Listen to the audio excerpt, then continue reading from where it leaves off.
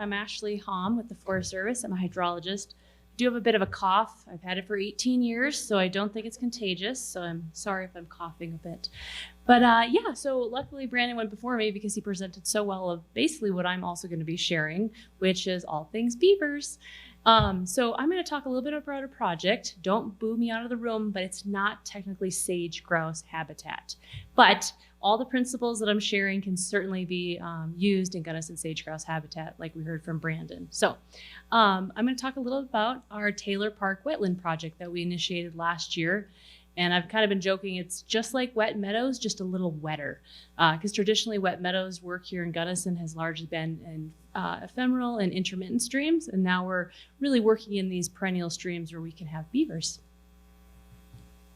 So kind of why I got interested in and why we even care. And largely it's because we've lost a lot of wetlands. When we ran some numbers last year on the Gunnison Ranger District, we only have 1% of our landscape is wetlands. So it's just such a precious, amazing resource that we actually don't have very much in our county. And they estimate in the last 200 years, we've lost over half of our wetlands. So when I'm standing there in the landscape, I like to look at a wetland and be like, okay, double that in your mind. Okay, look at that one, double it. And then there's areas that it's gone altogether that it should have been, doubled. So it's a fun exercise when you go out there to be like, what would this look like if I doubled every wetland I ever came across?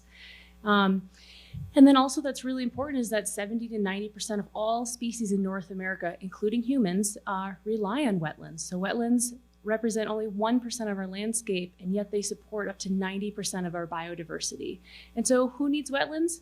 We, the people, we, our ecosystems. And then if we don't have wetlands, guess who builds wetlands for free? Beavers. So I became a beaver believer about a year ago. I'm sad to say, but for some reason, my traditional hydrology degree did not include anything to do with beavers. And so I had to quickly educate myself on this and quickly found a lot of partners who love to do beaver habitat work to bring back our wetlands in our valley. So why do we need wetlands besides some of the things I had mentioned, but climate resiliency and storing water, creating these natural wildfire breaks, reducing storm flooding, increasing that biodiversity, restoring our fisheries, storing carbon, decreasing drought. I mean, beavers are for everything, literally. It's fantastic.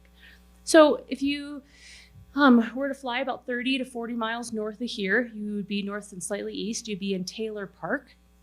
And Taylor Park has just been a really fun place for us to study beavers. And I came across this aerial photo from 1955 from one of our partners. And we started counting how many of those really black areas are beaver dams. And we counted 50 beaver dams. We're like, oh, there was a ton in the 50s. Now keep in mind, 100, 200 years ago, beavers were nearly extinct because they were used and felted for hats in Europe.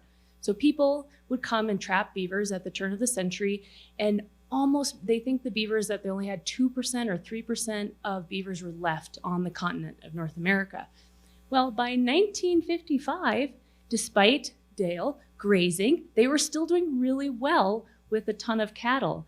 But then you fast forward to 2019 and we just don't quite understand what happened. And one picture I'm missing in there is 2006.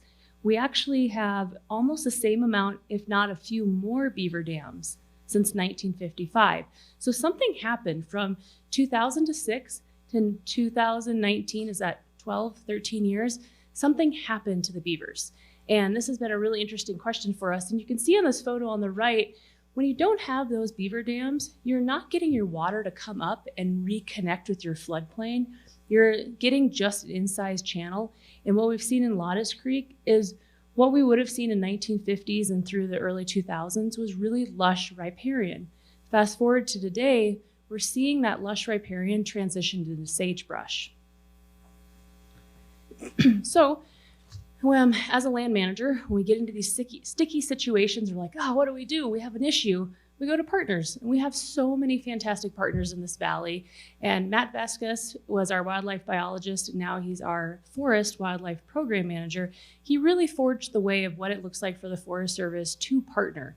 And it was a really great model for us to kind of replicate for all things beavers. So he honestly went back to mostly the same partners that we did all things wetlands, and now we're doing all things beavers.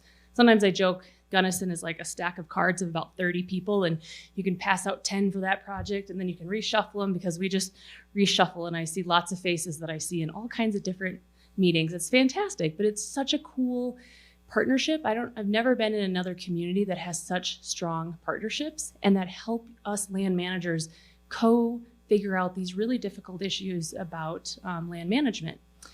So we did coin ourselves the Gunnison Valley Beaver Believers. We probably will change that name at some point to be a little more inclusive in case you're not a believer yet. But this group was really fun. We all met last spring out on CPW. And Nate there is telling us about a BDA, or Beaver Dam analog, that they installed on CPW land a number of years ago. So they really started initiating this Beaver Dam mimicry work. I believe that was 2019. So just to name a few, we're working with Western. I see Madeline and her student Amanda. They're really helping us with this right now because we have so many issues when it comes to where are the beavers going? How do we recreate these wetlands? High country conservation advocates have been just crushing it for our volunteer days to get people out on the landscape. There's a photo. Eli Smith is there on the right. He's cutting down willow for us to use in our structures, but just so many amazing partners that have really come to the table, because we wouldn't be able to do this work without those strong partnerships. And I really think Wet Meadows led the way for a lot of this work. So Trail Creek, National Forest Foundation said, hey, we have some funding. Could you be opportunistic and spend it? And we said, ooh, like how soon? They're like, right now. And we're like, it was springtime. So we had to very quickly pick a site, do the NEPA, do the core permit, implement a project. We did it all in like 4 months. And we never could have done a project from zero to finished in 4 months without amazing partnerships. So here's Trail Creek. When you're in Taylor Park and you're looking north, if you look off your left shoulder, you're looking west, and that's Trail Creek. And it's about 3 miles long, and it's incised. If you see this middle photo, you can see how the stream has lowered and it's incised, and that water, even during high flow, it's not reaching the floodplain, and it's starting to dry out and transition into sagebrush. We've got just a really good team there on the right. Mark Beardsley with Ecometric helped us line this out from Buena Vista. So we did our pilot project. We finished it up last fall. It was our first Forest Service BDA kind of beaver work in Taylor Park that I know of. We did about 32 beaver dams, 12 sod speed bumps, and 18 woody structures. I think I only have a minute. Really quick, I just have before and after. So the top is before, and those are the different structures that we put in the stream. And then if you can see try to compare one spot to the next, you can see that flooding. Again, we're just trying to reconnect that floodplain, have that connectivity. With these BDAs and different structures, ideally the beaver is going to come back and be like, oh wow, that's such a great BDA. I'm going to build on that, because beavers need that deep water to hide in. They're very slow, smelly meat packages that carnivores just love to eat, so they need somewhere to hide. So we said, hey, we'll provide some hiding if you'll come build some wetlands. It's kind of a good deal. Again, just a few before and afters, kind of.